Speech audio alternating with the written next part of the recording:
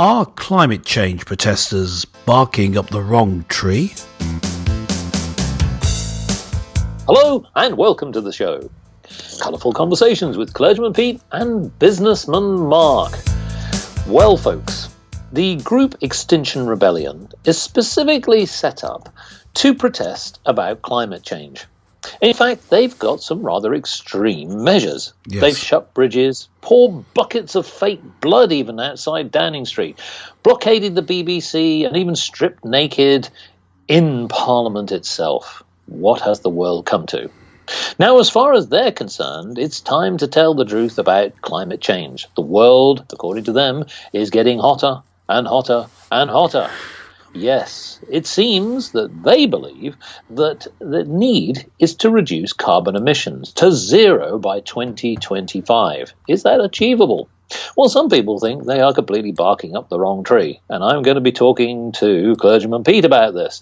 But in fact, listeners, we've actually had another letter in to Mark and Pete Show on this very, very subject, and I'm going to read it out to you. Dear Mark and Pete, why is the world suddenly on fire? All regions are getting drier and drier. Even Britain, the heat wave is extremely dire. Sparks are jumping in summer like a real-life wire.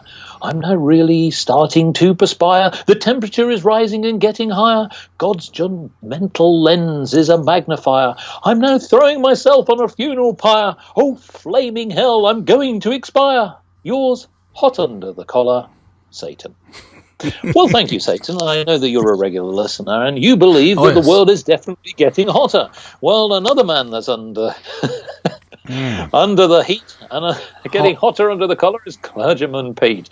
Well, Clergyman Pete, do you think that the group Extinction Rebellion have got any kind of evidence to say that the world is genuinely getting hotter?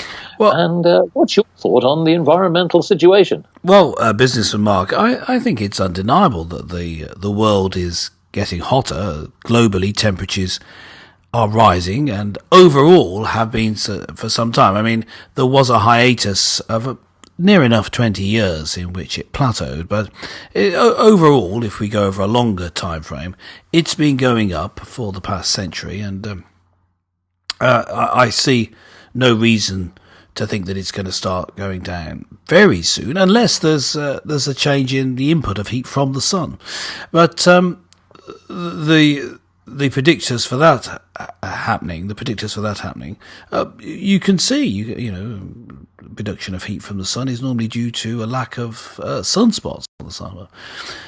But in terms of what these climate change chappies are doing in their protest, I don't really get it. I don't really understand their claims in that it's not. It seems to be a more general thing about we shouldn't pollute, combined with, and the Earth's getting hotter, and if we don't do something about it, we're all going to die.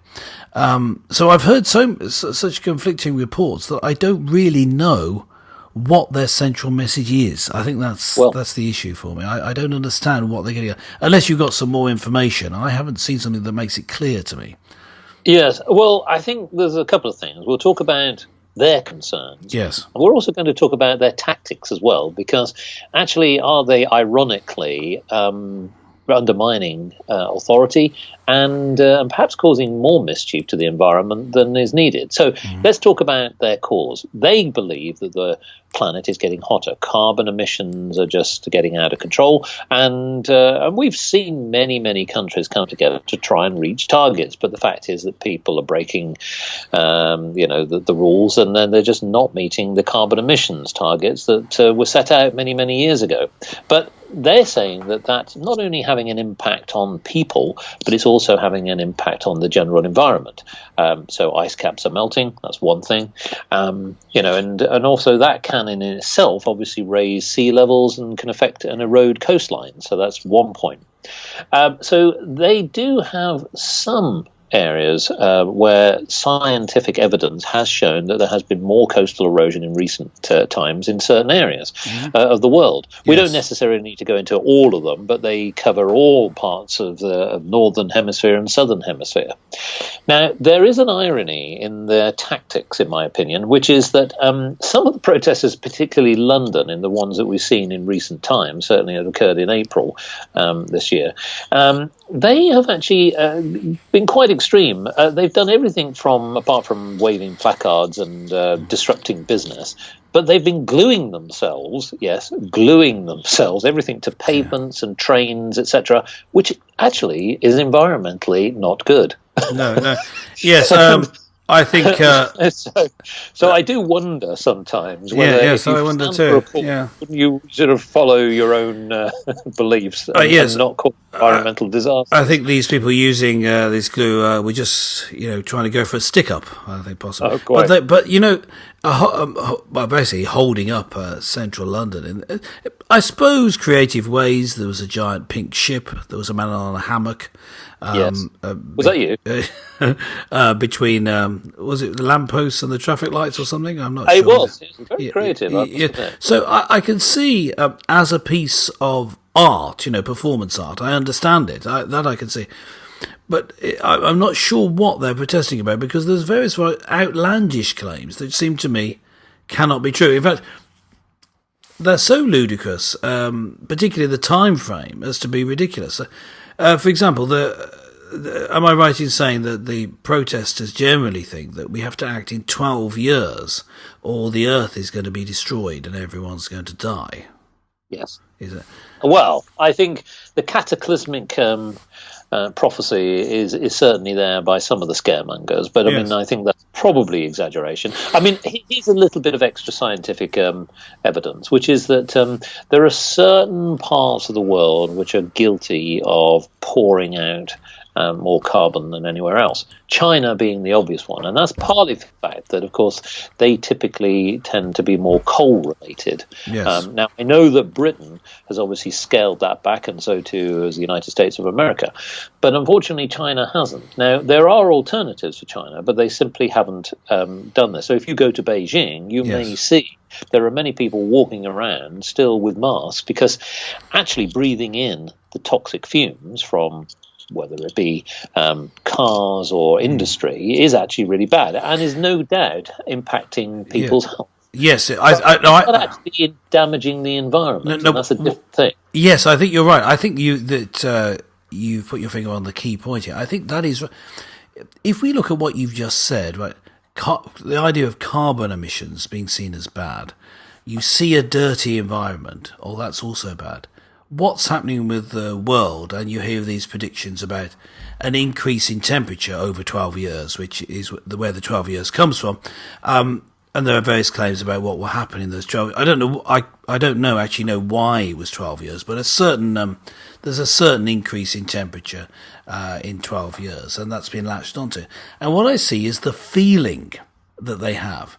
I think this is my theory over these protesters, and more generally the outrage over allowing with air quotes, you couldn't see that, gentle listener, I was doing them, allowing climate change to occur by governments and etc. And other power groups within countries, where allowing this to happen, there's an anger against it because of that feeling. But the feeling is a misunderstanding. It's how words get misused, which then cause this feeling, and as you hear the word again, you have the same feeling. Let me give an example of it in a different area: radioactivity. We think of radioactivity as bad because, obviously, if certain forms of radioactivity in nuclear reactions are allowed to have to be used freely, you would be affected by them. You could have problems. You could gain cancers if you have a lot, or weaken your bones. There were things that would go wrong because of radioactivity, because of radiation from them. But radiation just means things radiating out. So it also refers to sunlight, which is generally good for you. You should get out in the sun more, Mark. Yeah, And so quite. the word radioactivity and then radiation associated with it was regarded as bad. But it isn't. You've got to be more precise in your language. Or a more extreme case is a misunderstanding of the word paediatrician, which is, of course, someone who looks after children. Whereas a paediatric nurse was a paediatric doctor whose house was attacked and the word pedo scrawled all over it because the only exposure to that word by people was a paedophile. And so she was accused of being a paedophile, but she wasn't. She was a doctor who looked after children. She moved out of her home. It was in all the papers. Now, this is another misunderstanding of a word. Now, let's take it to this case. You brought up cities in China. Now, cities in China produce pollution, which is bad. You have to wear masks often to stop you from choking. Now, there have been improvements made in some cities, particularly ones that are outward facing. They're expecting a lot of foreigners in, such as Beijing. But there still is a big problem in China. Now, that's pollution, and we associate that. Oh, that must be what they mean. In the back of your mind, you think, by carbon emissions. But that isn't what they mean. By carbon emissions, they mean carbon dioxide, which is actually good for the environment. Plants need it. If we have an increase in carbon dioxide, then you get more green plants. Plants grow better. Crop yield increases. And in the past, we can, by looking at fossil records, if you want to go back a long way, see that carbon dioxide used to be at a much higher level than it is now. And we had far more green plants. So actually, we want the carbon dioxide levels to be higher so that we can grow more plants. The world would be a better place. Carbon dioxide is now treated as a poison, and it's a natural part of plants' respiration.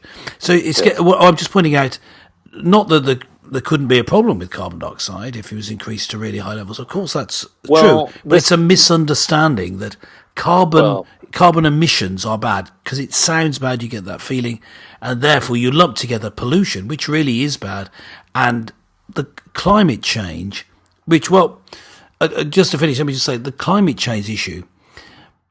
It's partly that there isn't actually the consensus that's claimed that carbon dioxide is driving climate change, but also that there's nothing we can do about it really. So why are you interesting? Why are you protesting? But against pollution, a lot could be done. Well, this is the point. So we've got pollution which affects people, and pollution that affects the environment. Now, in London, sadly, there has been people, very young people, unfortunately, who've been living in London, going to and from school, living on very close proximity to busy highways and roads, etc., and they have died, sadly. And that is an environmental problem. So that in itself, it does affect the environment, but it affects the people more. I know that there is a lot of protesters who sort of come from these type of groups who are also basically saying there has to be policy to put in place to reduce the type of vehicles that emit strong carbon emissions and affect people. Now, that without any doubt, I can certainly see the benefit for that. Now, interestingly enough, this also affects other forms of transport as well, such as aviation. You know, there's been for those who have been following this very closely, the aviation industry has been really sort of set on course to try and reduce the amount of carbons it emits into the environment. So, Clergyman Pete, who do you think on the league table to date is actually got the least emissions as a carrier? So we've gone back to carbon dioxide now. So this is carbon dioxide. So this is carbon emissions. Carbon emissions. Yes, by which the least carbon. Meaning so not necessarily means something dirty, which is we switch between the two, is what I mean. Sure. Yeah. So carbon emissions, carbon dioxide, which can be a good thing. Now, what am I looking at? So the different carriers. It's the organisation which has the least carbon emissions on the recent league tables. Okay, so league tables going. Well, it's so you could just name a carrier. Okay, so with the least carbon emissions, so it's going to be some big company. Reasonably big, yes. Certainly hops around Europe a lot. Oh, that's a bit of a clue. Okay, what I'm going to go for is, I'm not going to go for the obvious British Airways, because I think. Don't go for the obvious British Airways. No, I'm not going to go there, because I think you'd expect me to think that, because they're an awful company. Yes. I'm going to go for Lufthansa. No, actually they're sort of mid down the table. No, it's actually EasyJet. Oh, EasyJet. Oh, right. But who do you think? They've gone down in my estimation. I don't or up, depending on whether you like carbon emissions. Well, exactly. You know? They definitely go up and down, yes, as airplanes typically do. I think who do you think, sadly, is the guiltiest of pumping out too much carbon emissions? Well, I'm going to go for the obvious one. No, I'm going for Virgin. No, it's actually Korean Airlines. Oh, right, yeah. They're way ahead. So Kim Jong-un, start getting your environmental policy sorted out. Yes, I mean, I think I agree with you. I mean, with that Kim Jong-un, that's the first thing he should be concerned about. I mean, he's got everything else in place. I mean, well, more importantly, is that, and this actually ties to another point, which is, if you're an environmentalist, would you fly Korean Airlines then, or more importantly, would you pick an airline that is actually making greater progress? And so, really, when we talk about what people stand for, what can you do as a consumer to make a difference? So rather than gluing yourself to trains, I would not advise it, listeners, or pavements, or cluttering up the streets, protesting, banging people over the head with placards. And I know that clergyman Pete loves doing those sort of things, but I wouldn't advise it. There must be other ways. Surely, if there are goods which like vehicles, a car, would it not be better to go to more of a hybrid vehicle as opposed to a vehicle that is just pumping out? Well, it depends what you mean. I mean, if you're concerned about global warming and you think that that's due to carbon dioxide, going to an electric car actually makes it worse, because, of course, you're getting electricity from power stations, which are doing the same thing. In general, I mean, because of people's fear of radioactivity, I've said that before, it's the best form of energy. We should be using them. But anyway, let's move on from that. From that clean form of energy to go back to what we actually have, which produces large amounts of carbon emissions, or carbon dioxide being pumped out.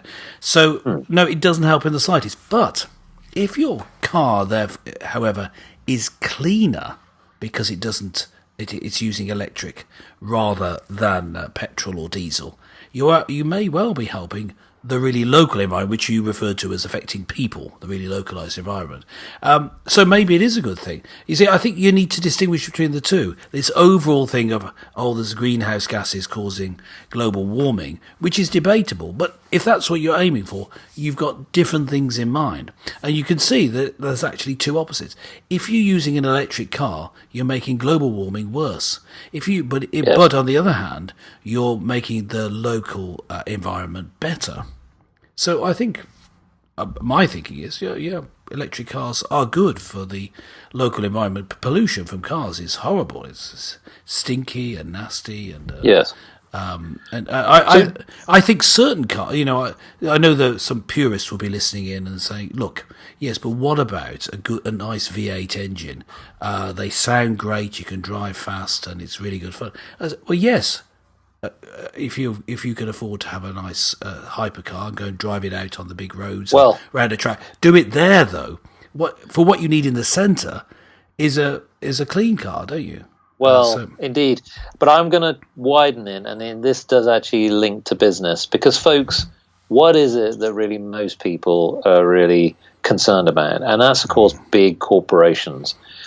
Yes, we're going to have to name them, which is Shell. And Shell actually, unfortunately, even on its own admission, has accepted that it is one of the world's largest polluters. It currently emitting 73 million tons of carbon dioxide, CO2, in 2017, which is one of the last records officially published.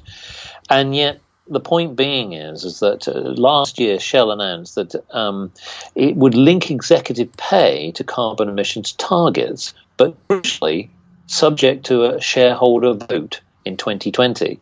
So the point being is, folks, if it hits your pocket, is that really going to make a difference to the environment? Well, I'm going to make a suggestion that when it comes to business, the environment comes second place. And we've seen this now for decades, haven't we? Because we are really carbon driven in the sense that how our economy is driven. It's so crucial for the big energy companies, the oil and gas and petrochemical companies that produce the plastics, that produce the products that we all enjoy. And on the one hand, we're happy to sort of hug a tree and be, really feel warm and cozy about that. And occasionally we might go out in warm weather and glue ourselves to a train or the pavements to say, look, really, actually the environment isn't going very well, is it? And yet, really, year on year, we still, when it comes to the bottom line, I don't mean specific individuals, but collectively, we always default to what matters, which is actually the economy. So my point then, Clergyman Pete, is this debate almost futile in the sense that behaviour, and that's really what we're talking about, isn't going to change because it hasn't. I mean, what we're talking about here has been on the cards now for decades. Yes, well, we've known about potential, and I will say this as a general point rather than get Clergyman Pete hot under the collar again, but potential environmental changes. The fact of the matter is that what seems to be happening is that really we're not changing our behaviors. We're consuming more and more plastics. It's going into the oceans. We're seeing more and more devastation to wildlife and to the ice caps, etc. And nothing happens, nothing changes. Yes.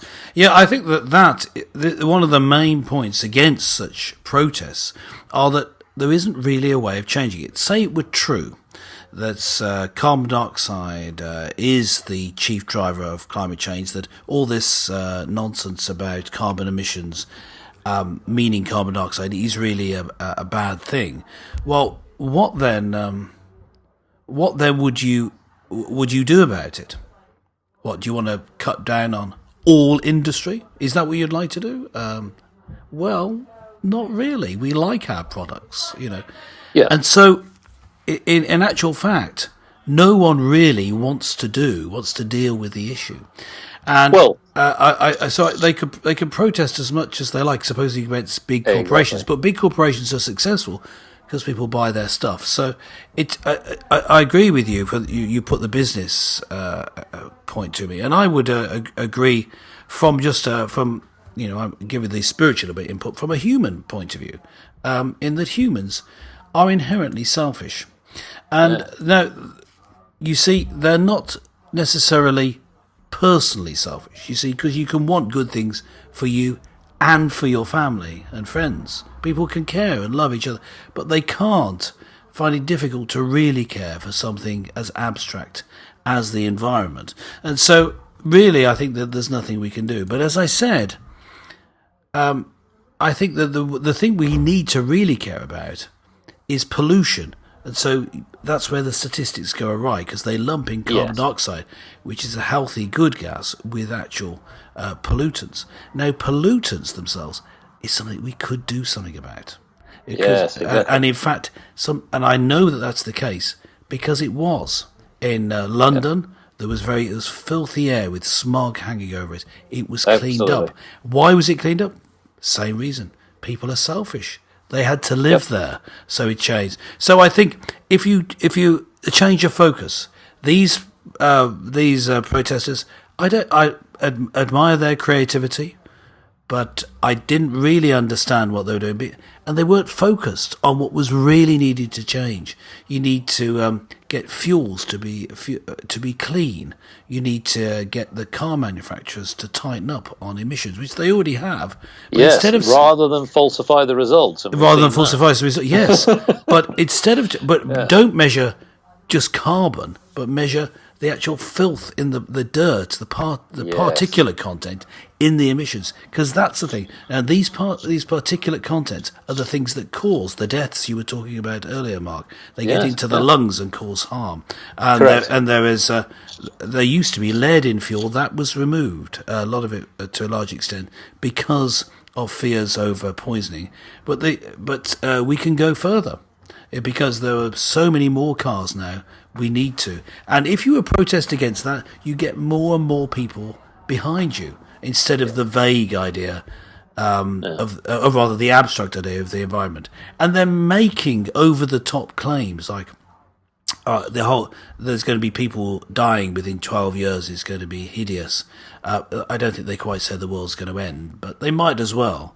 Now, I in my other podcasts, Good News for Radio, occasionally turn to talking about apocalyptic visions of the end from a Christian worldview point of view, and I rail against them, much as I rail against these claims by the pseudo-scientific community saying that climate change is going to end our world, and the apocalyptic vision that people like Al Gore had in the past for the future. And what I say is this: look, the Earth is perfectly capable of looking after itself. We're not going to blow it up or burn it up. It has natural mechanisms, homeostatic mechanisms, which return things to the norm. But what we need to worry about is whether we're killing ourselves off. The Earth doesn't care about us. Well, indeed. Well, I think that's what a we good need to point care to about. mention. Exactly. So the group Extinction Rebellion probably would certainly agree with you. But one of the things that they have as their core demand is to tell the truth about climate change. And it may be to that point that is the area of focus. So listeners, what do you think? What should we be doing more when it comes to helping the environment? Or more importantly, is helping ourselves, which is probably the real cause here. Why not log on to markandpete.com and let us know your thoughts? Clergyman Pete is getting out his glue and is ready to stick himself to this particular subject. And we're going to probably stick to it over the months to come. So join us again next time for more colourful conversations with Clergyman Pete and Businessman Mark.